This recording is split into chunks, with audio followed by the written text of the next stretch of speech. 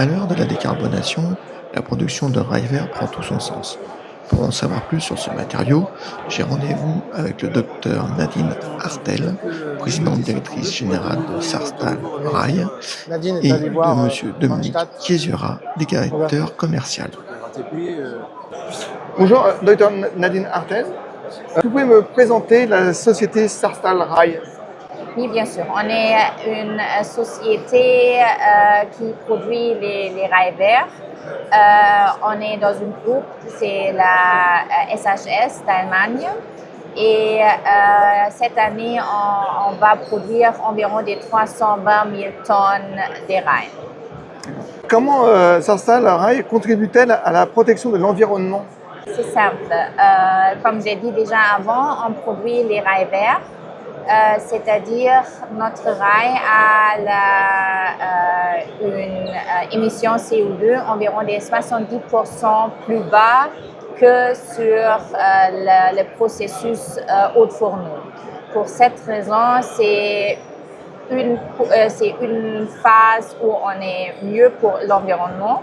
L'autre phase, et on a commencé avec différents clients pour créer une économie circulaire, c'est-à-dire on prend les rails usagés et on utilise les rails usagés encore une fois dans notre four électrique pour produire encore une fois les rails. Comme ça, on a créé un cercle.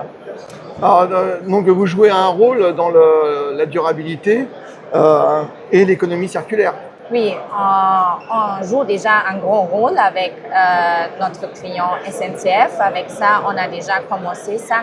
Mais maintenant, on essaye aussi avec d'autres clients pour créer les choses dans la même manière. Vous parlez d'autres clients, c'est-à-dire? C'est européen. C'est relativement clair parce que les rails sont les produits longs. Comme ça, le transport est un peu plus difficile, je veux dire. Comme ça, c'est clair, notre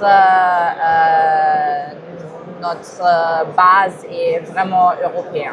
Quelle est la vision à long terme de Sarstal? La vision à long terme, c'est qu'au ce moment, on produit, je ne sais pas, environ je veux dire 60-70% rail vert. C'est clair, à long terme, on veut faire 100% rail vert. Et en plus, on veut faire plus économie circulaire. Comme j'ai dit, on a commencé avec un client, mais notre but est vraiment pour créer ensemble avec notre client les closed loops. Ok. Merci beaucoup. De rien. Dominique Chiesura. Bonjour. Quelles sont les solutions et innovations proposées par Sarstal Rail? Alors aujourd'hui, notre grande innovation, c'est la production d'acier à faible émission de CO2 et donc l'application de cette production d'acier dans le domaine du rail notamment, mais pas seulement, mais dans le domaine de plusieurs produits acier destinés au marché du ferroviaire. D'accord. Quel est le processus de fabrication du rail vert? Alors en fait, on a un système de production en sidérurgie qui est la récupération de ferraille et notamment de rails usagés que l'on va refondre dans notre acierie à côté de Valenciennes et ensuite on va la transformer dans des demi-produits qu'on appelle des blooms que l'on va ensuite laminer sur notre laminoir à Hayange en Moselle pour créer ces rails. Quel type de ligne se destine le rail vert? Alors, le rail vert est un rail comme tous les autres rails. C'est un rail qui est fabriqué selon les mêmes normes, les normes européennes ou les normes internationales. Et les applications sont identiques à un rail qui serait fabriqué selon l'ancienne méthode, qui est la méthode par production d'acier par eau fourneau. Donc on vend nos rails sur des voies à grande vitesse, des tramways, des métros, des voies lourdes, sans aucun souci. D'accord. Quels sont les impacts environnementaux et financiers de ce type de rail?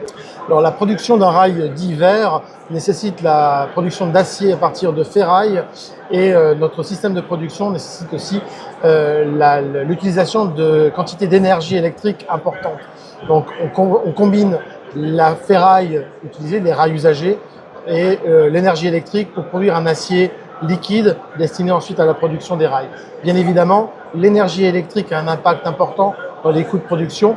Donc en considérant des coûts énergétiques différents au long de l'année, on peut avoir des coûts plus élevés ou moins élevés par rapport à la période de l'année que l'on considère. L'impact environnemental est très important si on compare notre production par la production d'acier sous forme électrique à une production au fourneau, c'est-à-dire qu'on va émettre de l'ordre de 70% de CO2 de manière inférieure à la production d'acier par au fourneau.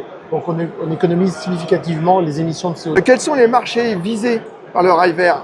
Alors les marchés visés, en fait, il faut savoir que la France est un pays précurseur dans le domaine puisque il y a plusieurs années, ça a commencé en 2019, la SNCF a initié ce process avec nous, avec notre aciérie dans le Nord, pour élaborer ces nuances d'acier permettant la production de rails à faible émission de CO2. Donc c'est une longue histoire qui a débuté il y a quelques années en France. Aujourd'hui, on livre la totalité de nos rails à faible émission de CO2 pour la SNCF. Et par exemple, d'autres sociétés telles que la Société du Grand Paris a utilisé jusqu'à présent 100% de ces rails à faible émission de CO2. Donc là, on réussit à avoir des impacts environnementaux très favorables en France. Et ça a donné l'idée à d'autres pays également, puisque aujourd'hui, d'autres pays européens insèrent dans leur système d'appel d'offres des systèmes de notation permettant de donner des points ou des valeurs supplémentaires à des offres permettant de démontrer une réduction d'émissions de CO2. Écoutez, je vous remercie pour ces explications. Merci à vous. Bon salon. Merci beaucoup.